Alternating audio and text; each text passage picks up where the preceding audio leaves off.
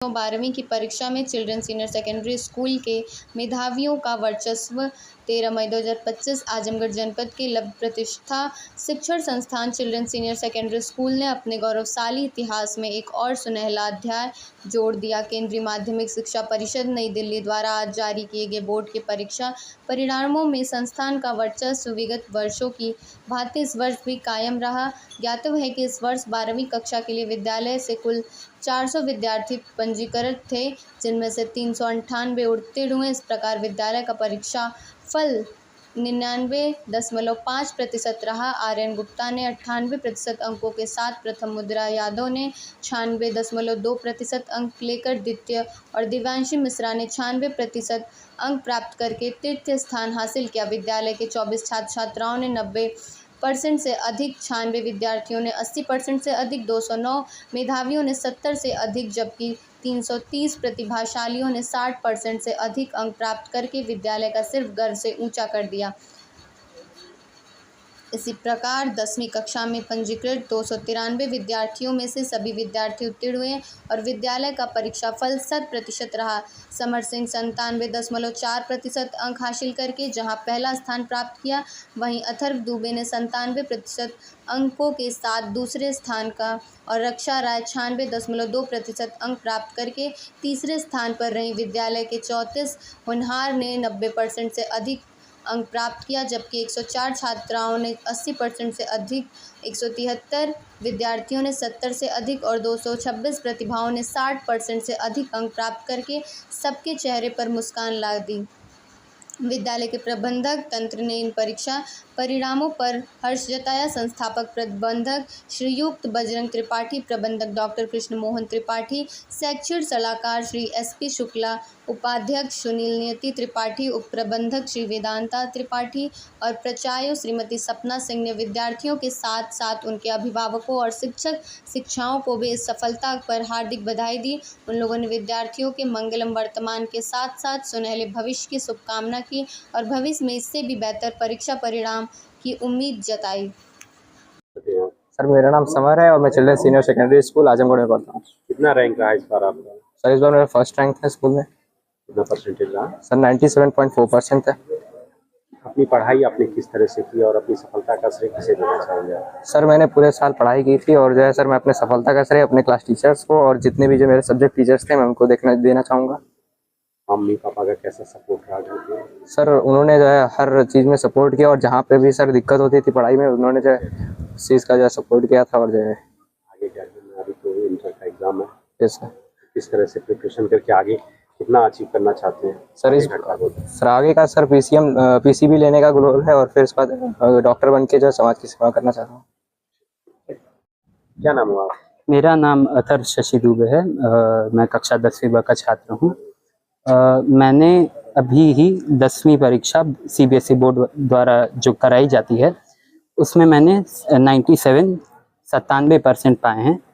यह एक ऐसा क्षण था जो मुझे मेरे माता पिता, मेरे सभी गुरुजनों और एवं ईश्वर ने प्रदान किया। मैं जब कक्षा 10वीं में आया था तो सबसे पहले अनिल मिश्रा सर, उन्होंने मेरा साहस बढ़ाया। उन्होंने पहले मुझे हर एक सब्जेक्ट में अवगत कराया। उसी के साथ जितने भी मेरे और टीचर थे, जैसे मैथ की मैम थी और साइंस के 3 सर थे, उन्होंने मुझे एक एक चीज़ बताई कि कहाँ क्या गलत हो सकता है और कहाँ क्या सुधारा जा सकता है। साथ ही अगर मैं घर पे तैयारी की बात करूँ तो मेरे माता पिता ने मुझे सदैव मोटिवेटेड रखा। उन्होंने मुझे कभी ये नहीं अंदाज़ा होने दिया कि मैं 10वीं कक्षा में हूँ। उन्होंने मुझे यह बताया कि जब भी तुम पढ़ो तो अब एकदम प्रेशर फ्री होके पढ़ो, हमेशा फर्स्ट आना ज़रूरी नहीं है। यह बात मुझे अच्छी लगी क्योंकि कभी फर्स्ट आने से एक डर बैठ जाता है मन में कि किसी को प्रथम स्थान पर स्थापित रहना ही होगा। पर हुआ ये कि मेरे माता पिता ने मुझे यह सिखाया कि कैसी भी स्थिति हो हमेशा कॉन्फिडेंस में रहो और अपना पेपर दे के आओ। और उसी साहस के साथ मैंने बोर्ड दिया और मेरी दूसरी रैंक आई है, जिसका मैं पूर्णतः सम्मान करता हूं। और समर जो मेरा कंपटीटर था उसने ही मुझे यह भी सिखाया कि कैसे मेहनत करनी है, क्योंकि अगर वो नहीं होता तो मेरा क्या ही वजूद रहता भैया। धन्यवाद। Myself Aryan Gupta. किस स्कूल में पढ़ते हैं? I studied in Children's Senior Secondary School, Bilaisa, Azamgarh. कितनी रैंक रही इस बार आपकी? I have scored 98%, which is first in the district as well in the school.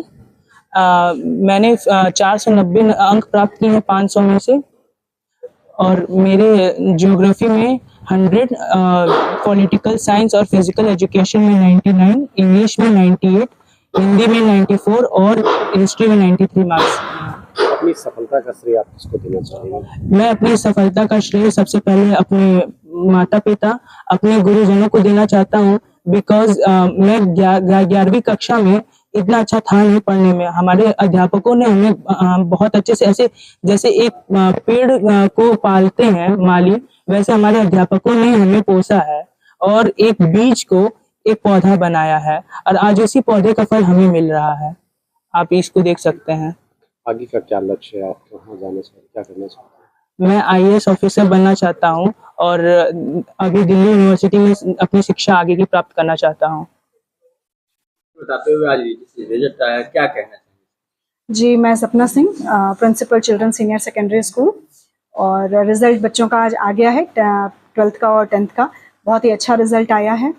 सभी बच्चों को, उनके गार्जियंस को और सभी टीचर्स को स्कूलों के साथ साथ बधाई देना चाहूँगी कि सभी की मेहनत बच्चों के साथ साथ रंग लाई है और बहुत अच्छा रिज़ल्ट बच्चों का आया है। कितने रैंक आए हैं हाईएस्ट में? हाईएस्ट रैंक हमारा क्लास 12 के अंदर 98% आया है, जिसमें आर्यन गुप्ता नाम का बच्चा है, और क्लास 10th के अंदर 97.4 रिजल्ट लेकर के समर सिंह नाम का बच्चा फर्स्ट आया है।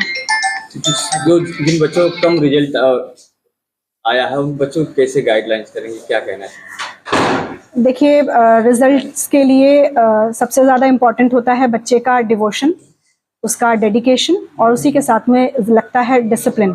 अगर बच्चा एक प्रॉपर प्योर डिसिप्लिन के साथ में आगे बढ़ रहा है और हर सब्जेक्ट को प्रॉपर टाइम दे रहा है, जो उसके लिए टफर सब्जेक्ट्स हैं उसमें ज़्यादा मेहनत करने की ज़रूरत है, उनको मेहनत करता रहे। प्लस जहाँ पे भी बच्चे को ये फील होता है कि कोई सब्जेक्ट उसके लिए टफ पड़ रहा है या उसे कोई दिक्कत आ रही है, तो उसे टीचर्स की मदद ज़रूर मांगनी चाहिए, क्योंकि मदद मांगे बिना मदद मिलती नहीं है।